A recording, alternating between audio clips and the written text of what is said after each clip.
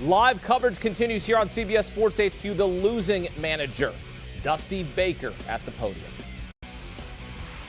I mean, we left quite a few runners on base. I think we left 11 on base. And then we didn't have a whole bunch of chances other than, the first 4 innings. We really had them on the ropes. In the first inning, we came out of there with 1. And, like our bullpen did great. Javier has been, outstanding. Found too much of the plate on a 2-strike count to Swanson, and then he hung a breaking ball on the inside to Soler, and that was the difference in the ball game. We'll stay there with Brian. Dusty, how stunning was that 7th inning to where you guys are on the verge of tying this thing, and then all of a sudden with 2 hits, the stadium gets going again, and the Braves are 1 win away from winning it all? Well, yeah. We usually try to really concentrate on winning the 7th, 8th, and 9th, and they won the 7th and the 8th. I mean, that got the crowd excited. Especially, we knew that short wall in right field was going to come to effect sooner or later, but we were hoping that it would come to our benefit. But it came to theirs, and I thought that Alvarez, had a shot. I'd have been a fantastic play, and they've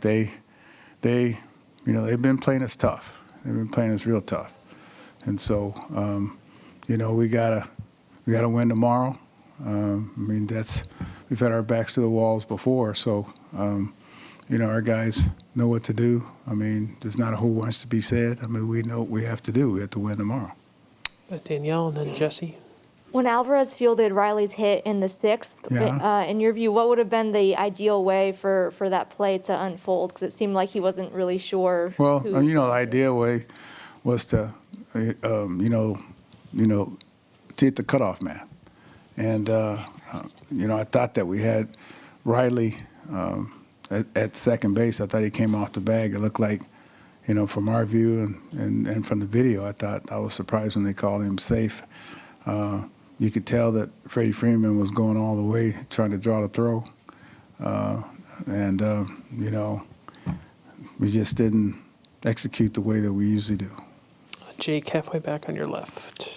Dusty, because of the nature of the game, you faced some important pinch hit decisions. Just wondering if you could shed some light on Greinke batting for himself in the 3rd, and also Mar went from the left side in the 5th when he struggled from the left side. Well, you only have so many choices. Greinke swung the bat well. He got the pitch that he was looking for, and we really needed to stretch Greinke out some.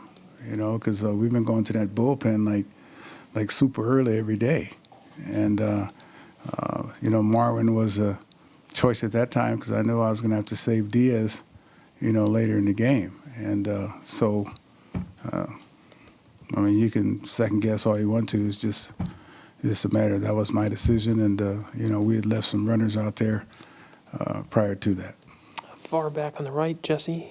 Dusty, could this be one of those rare times where you may have to tinker with the batting order? I'm thinking about, Bregman's spot in particular. Well, yeah, I thought about it. I'll let you know tomorrow when I make the lineup out.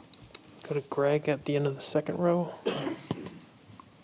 Dusty, you love so much about the group you have in that clubhouse. What do you lean on as you face this uphill climb with a 3-1 series deficit? Well, you lean on your past. And, these guys we were down, like I said, 3-0 last year. And, you lean on that. And you lean on the other series that they've come back on. You really don't have any choice but that. And, how small is your faith if you just crumble under, every circumstance? You got to have faith that, that you can do it and it will get done. Mark in the 2nd row. Dusty, given how good your bullpen's been in the postseason, how surprised were you to see the 6th and the 7th, and especially Javier, given how good he's been in his whole 2 years in the postseason? Well, everybody. None of these guys are perfect. And you can, they could have popped those balls up, but they didn't. these things happen. That's why you play the game. I mean, nobody's infallible, and it can happen to to the best of them. We got a young staff. A lot of these guys have been places where a lot of people will never go, and so all they can do is just learn from it.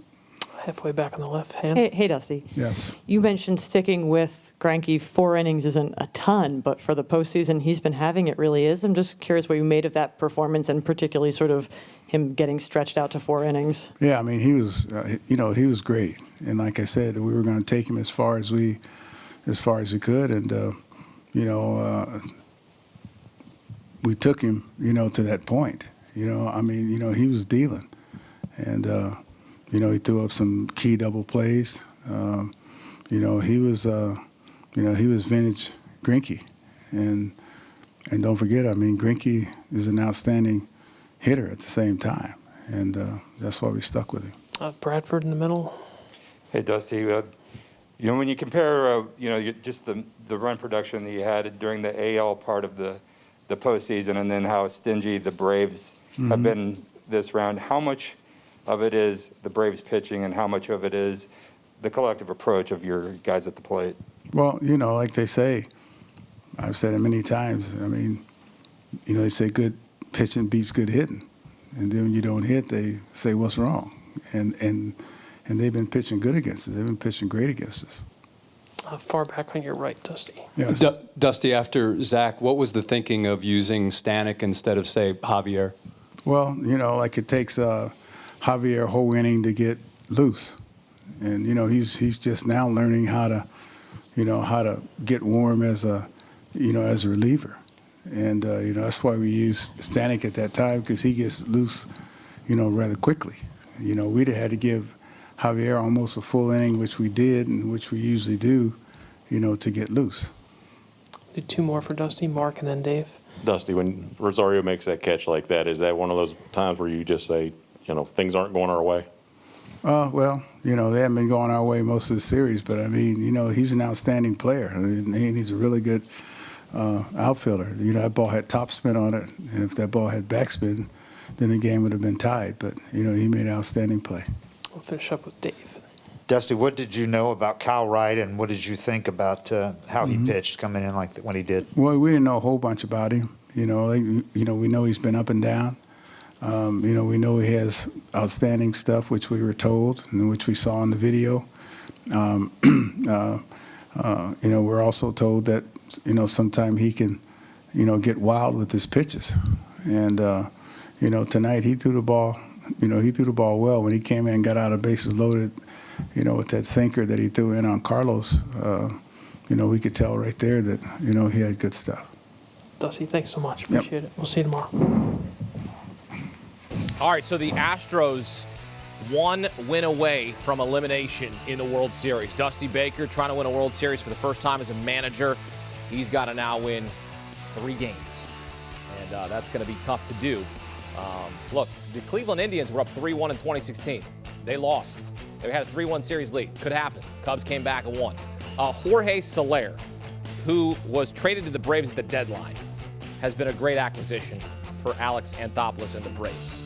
4th player with a pinch hit and a go-ahead homer in World Series history, joining Ed Sprague, Kirk Gibson, and Dusty Rhodes. And now Jorge Soler looking to dust Dusty Baker in the World Series.